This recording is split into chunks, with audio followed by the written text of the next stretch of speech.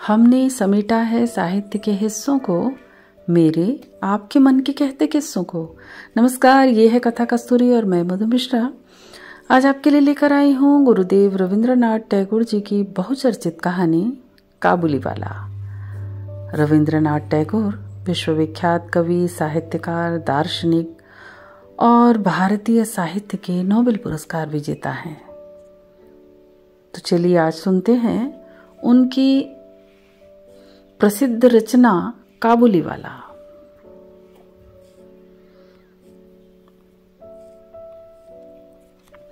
सहसा मेरी 5 वर्ष की लाडली बेटी मिनी अगड़म बगड़म का खेल छोड़कर खिड़की की तरफ भागी और जोर जोर से पुकारने लगी, काबुली वाले, ओ काबुली वाले। मैं इस समय उपन्यास लिख रहा था। नायक नायिका को लेकर अंधेरी रात में जेल की ऊंची खिड़की से नीचे बहती नदी के जल में कूद रहा था। घटना वहीं रुक गई। सोचने लगा, मेरी बेटी कितनी चंचल और बातूनी है ना। अभी कुछ पल पहले वो मेरे पैरों के पास बैठी खेल रही थी कि अचानक उसे ये क्या सूझी। मिनी के इस काम से मुझे अचरज तो नहीं हुआ, पर परेशानी जरूर महसूस हुई। मैंने सोचा, बस अब पीठ पर झोली लिए हुए काबुली वाला यहाँ आ खड़ा होगा और मेरा 17वां अध्याय अब पूरा नहीं हो सकता। जो ही काबुली वाले ने हंसकर मुंह फेरा और मेरे घर की ओर आने लगा, त्यों ही वह घर के अंदर भाग गई। उसके मन में एक झूठा विश्वास था कि काबुली वाला अपनी झोली में उसी की तरह के 2-4 चुराए गए बच्चे छिपाए रहता है। इधर काबुली वाला आकर मुस्कुराता हुआ मुझे सलाम करके खड़ा हो गया। आदमी को घर पर बुलाकर कुछ ना खरीदना अच्छा नहीं लगता, इसलिए मैंने उससे कुछ खरीदा और 2-4 बातें भी की। पता चला उसका नाम रहमत था। अंत में उठकर चलते समय उसने पूछा, बाबू तुम्हारी लड़की कहाँ गई? मैंने मिनी के डर को पूरी तरह खत्म करने के लिए उसे भीतर से बुलवा लिया। मुझसे सटकर काबुली वाले के चेहरे और झोली की ओर शक भरी नजर से देखती हुई खड़ी रह गई। काबुली उसे झोली के अंदर से कुछ सूखे मेवे निकाल कर देने लगा, पर वो लेने को किसी तरह से राजी नहीं हुई। दुगने डर से मेरे घुटने से सटकर खड़ी रह गई। कुछ दिन बाद एक दिन सवेरे किसी काम से घर के बाहर जाते समय मैंने देखा कि मेरी नन्ही बेटी दरवाजे के पास बेंच के ऊपर बैठी अपनी बेसिर पैर की बातें कर रही है और काबुली वाला उसके पैरों के पास बैठा मुस्कुराता हुआ सुन रहा है। वह बीच बीच में मिनी की बातों पर अपनी राय भी बताता जाता है। मिनी को अपने 5 साल के जीवन में पिता के अलावा ऐसा धीरज रखकर उसकी बातों को सुनने वाला कभी नहीं मिला था। मैंने यह भी देखा कि उसका छोटा सा आंचल बादाम और किशमिश से भरा हुआ था। मैंने काबुली वाले से कहा, उसे यह सब क्यों दिया आपने? अब फिर मत देना। और मैंने जेब से एक अठन्नी निकालकर उसको दे दी। काबुली वाले ने अठन्नी मुझसे लेकर अपने झोले में रख ली। घर लौट कर आया तो देखा उस अठन्नी को लेकर पूरे घर में कोहराम मचा हुआ है। मिनी की माँ उससे पूछ रही थी, तुझे ये अठन्नी कहाँ से मिली? मिनी कह रही थी, काबुली वाले ने दी। मैंने मांगी नहीं थी, उसने खुद दे दी। मैंने मिनी की माँ को समझाया और मिनी को लेकर बाहर चला गया। पता चला इस दौरान काबुली वाले ने लगभग रोज आकर मिनी को पिस्ता बादाम देकर उसके नन्हे दिल का विश्वास पा लिया है। वे आपस में दोस्त बन गए हैं। दोनों में कुछ बंधी हुई बातें और हंसी मजाक चलते हैं। काबुली रहमत को देखते ही मेरी बेटी हंसते हुए पूछती है, काबुली वाले तुम्हारी झोली में क्या है? रहमत हंसते हुए उत्तर देता, हाथी। मतलब उसकी झोली में हाथी है। इस बात से दोनों खूब हंसते। उनमें एक और हंसी भरी बात चलती। रहमत मिनी से कहता, मिनी तुम क्या ससुराल कभी नहीं जाओगी? ससुराल का मतलब नहीं समझने के कारण मिनी उलट कर पूछती, तुम ससुराल जाओगे? रहमत ससुर के लिए खूब मोटा घूंसा तान कर कहता, मैं ससुर को मारूंगा। सुनकर मिनी ससुर नाम के किसी अनजाने जीव की पीटी पिटाई हालत के बारे में सोचकर खूब हंसती। मुझ में देश विदेश घूमने की इच्छा है, लेकिन अपने कमरे से बाहर निकलते ही घबराहट होने लगती है। इसलिए सुबह अपने कमरे में मेज के सामने बैठकर इस काबुली के साथ बातचीत करने से बाहर घूमने का काम काफ़ी हो जाता है। वह टूटी फूटी बंगला में अपने देश की बातें करता है और उसकी तस्वीरें मेरी आंखों के सामने आ जाती है। लेकिन मिनी की माँ बहुत शक्की स्वभाव की महिला है। रहमत काबुली वाले पर उन्हें भरोसा ही नहीं था। उन्होंने मुझसे बार बार उस पर खास तौर से नज़र रखने के लिए प्रार्थना की। उनके शक को हंसकर उड़ा देने पर उन्होंने कई सवाल किए। क्या कभी किसी के बच्चे चोरी नहीं होते?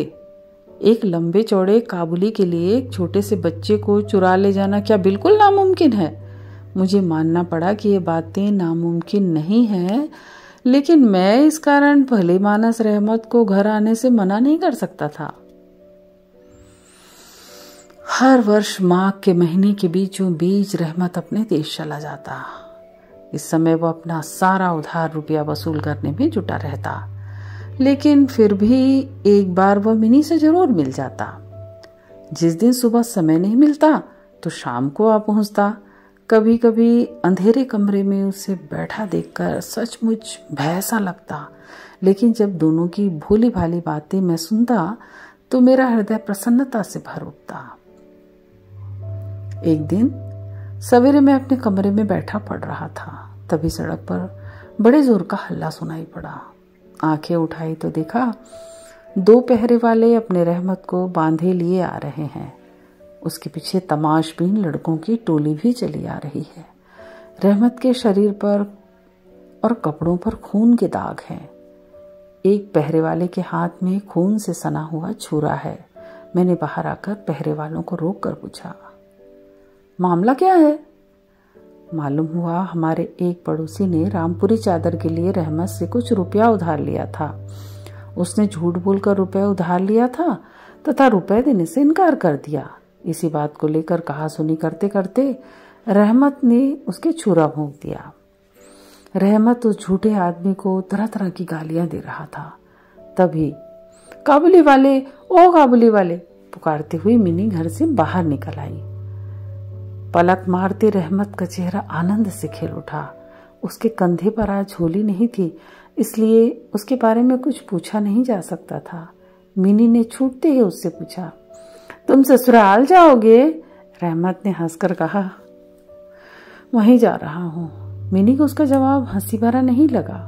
वो हाथ दिखाकर बोला, ससुर को मारता पर क्या करूं, हाथ बंधे हैं। छुरा मारने के अपराध में रहमत को कई वर्ष की जेल हो गई। मैं उसकी बात करीब करीब भूल गया। मिनी भी उससे जल्दी भूल गई। धीरे धीरे उसके नए मित्र बनते गए। उम्र बढ़ने के साथ साथ एक एक करके सखियां भी जुटने लगी। मेरे साथ भी अब वह पहले जैसे बातचीत नहीं करती थी। और ये बहुत सुहावनी सुबह थी। आज मेरे घर शहनाई बज रही थी। उसके स्वर मेरे हृदय को अंदर से रुला रहे थे। मेरी लाडली बेटी मुझसे विदा होने जा रही थी। आज मेरी मिनी का विवाह था। सवेरे से ही विवाह की तैयारियां हो रही थी। मैं बाहर के कमरे में बैठा हिसाब देख रहा था। तभी रहमत आकर सलाम करके खड़ा हो गया। मैं पहले उसे पहचान नहीं सका। उसके पास न वह झोली थी, न उसके वो लंबे बाल। शरीर भी कमजोर हो गया था। आखिर उसकी हंसी देखकर उसे पहचाना। मैंने कहा, क्यों रे रहमत, कब छूटा? उसने कहा, कल शाम को जेल से छूटा हूं। बात सुनकर कानों में जैसे खटका हुआ। आज के शुभ दिन ये आदमी यहां से चला जाता तो अच्छा होता। मैंने उससे कहा, आज हमारे घर में एक काम है, मुझे बहुत से काम करने, आज तुम जाओ। बात सुनते ही वह चल दिया और दरवाजे के पास पहुंचकर बोला, क्या एक बार मुन्नी को देख सकूंगा? शायद उसे विश्वास था कि मिनी अब भी वैसी ही होगी नन्ही सी बच्ची जो पहले की तरह ही काबुली वाले कहते हुए दौड़ी आएगी। बच्चों जैसी हंसी भरी बातें भी करेगी। वो पहले की तरह उसके लिए किसी से मांग चांग कर एक डिब्बा अंगूर और किशमिश बादाम लाया था। मैंने कहा, आज घर में काम है, वो किसी से मिल नहीं सकेगी। वह दुखी मन से सलाम बाबू कहकर दरवाजे के बाहर चला गया। मुझे पता नहीं क्यों मन में न जाने कैसा एक दर्द महसूस हुआ। सोचा उसे वापस बुलवा लूं। तभी देखा वो खुद लौट आ रहा है और पास आकर बोला, ये अंगूर और थोड़े से किशमिश बादाम मुन्नी के लिए लाया था, उसे दे दीजिएगा। उन्हें लेकर जब मैं दाम देने लगा तो मेरा हाथ पकड़कर बोला, मुझे पैसा मत दीजिए बाबू। जिस तरह तुम्हारी एक लड़की है ना, उसी तरह देश में मेरी भी एक लड़की है। मैं उसी का चेहरा याद करके तुम्हारी मुन्नी के लिए थोड़ा मेवा लेकर आया हूँ, सौदा करने नहीं। यह कहते हुए उसने अपने कुर्ते में कहीं छाती के पास से मैले कागज का एक टुकड़ा निकाला और बहुत सावधानी से उसकी तह खोलकर मेरी टेबल पर बिछा दिया। देखा, कागज पर किसी नन्हे हाथ की छाप थी। फोटो नहीं, रंगों से बना चित्र भी नहीं। प्यारी बिटिया के हाथ में थोड़ी सी कालिख लगाकर कागज के ऊपर उसकी छाप ले ली गई थी। अपनी प्यारी बिटिया के हाथ की इसी यादगार को सीने से लगाए रहमत कलकत्ते की सड़कों पर मेवा बेचने आता। मानो उस सुंदर कोमल नन्ही बच्ची के हाथ की छुअन उसके हृदय में अमृत की धारा बहाती हो। देखकर मेरी आंखें छलछला आई। उसी समय मैंने समझा, जो वह है वही तो मैं हूँ। वो भी पिता है और मैं भी पिता हूँ। मैंने उस समय मिनी को भीतर से बुलवाया और शादी की लाल साड़ी पहने, माथे पर चंदन लगाए बहु वेश में मिनी लज्जा से मेरे पास आकर खड़ी हो गई। उसको देखकर काबुली वाला सकपका गया। अपनी पुरानी बातचीत भी नहीं जमा पाया। अंत में हंसकर बोला, मुन्नी तू ससुराल जाएगी? रहमत का प्रश्न सुनकर लज्जा से लाल होकर मिनी मुंह फेरकर खड़ी हो गई। मुझे काबुली वाले और मिनी की पहली भेंट याद हो आई और मैं कुछ दुखी हो उठा। मिनी के चले जाने पर गहरी सांस लेकर रहमत जमीन पर बैठ गया। अचानक उसके समझ में साफ आ गया, इस बीच उसकी बेटी भी इसी तरह बड़ी हो गई होगी। इन 8 वर्षों में उस पर क्या बीती होगी, यह भी भला कोई जानता है। उसका चेहरा दुख और चिंता से भर उठा। मैंने एक नोट निकालकर उसे देते हुए कहा, रहमत तुम अपनी लड़की के पास अपने देश लौट जाओ। तुम्हारा मिलन सुख मेरी मिनी का कल्याण करे। ये कहानी बस यहीं तक। अभी आप सुन रहे थे मुझसे यानी मधु मिश्रा की आवाज़ में काबुली वाला। आपको ये कहानी कैसी लगी? आप अपनी प्रतिक्रिया हमें ज़रूर बताइए और कथा कस्तूरी को भी सब्सक्राइब कर लीजिए ताकि आपको और भी नई नई कहानियाँ सुनने को मिलती रहे। तो मैं फिर मिलती हूँ आपके लिए एक नई कहानी लेकर। नमस्कार।